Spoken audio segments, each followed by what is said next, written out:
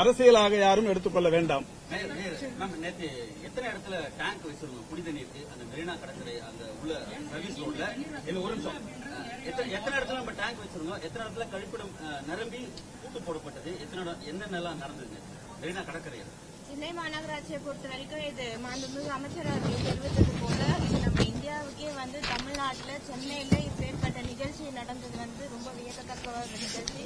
அதுல நேற்று வெயில் காரணமாக ஒரு சில நபர்கள் இறப்பு நிலை ஏற்பட்டிருக்கிறது மிகவும் வருத்தத்துக்குரியது.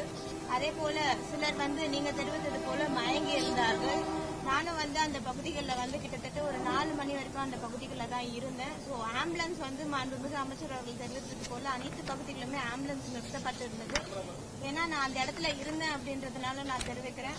ஸோ தொடர்ந்து அரசு சார்பாக அனைத்து முன்னெச்சரிக்கை நடவடிக்கைகளும் ஏற்பாடு செய்யப்பட்டிருந்து மாநகராட்சி சார்பாக அந்த மெரினா கடற்கரை பகுதிகளில் ஆல்ரெடி ஏற்கனவே இருக்கக்கூடிய கடைகள் அகற்றுமாறு தெரிவித்திருந்தாங்க. ஸோ சர்டன் மீட்டர்ஸ் எல்லாம் அந்த கடைகள் எல்லாம் அகற்றி பேரிகேட் பொருத்துமாறு தெரிவித்திருந்தாங்க.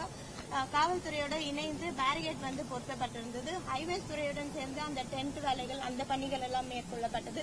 இப்படி அனைத்து துறையுமே ஒருங்கிணைந்துதான் இந்த நிகழ்ச்சியில செயல்பட்டிருந்தோம். நேற்று வெயில் காரணமாக சில பகுதிகளில் சில பேருக்கு மயக்கம் ஏற்பட்டது நிலை இருந்தது.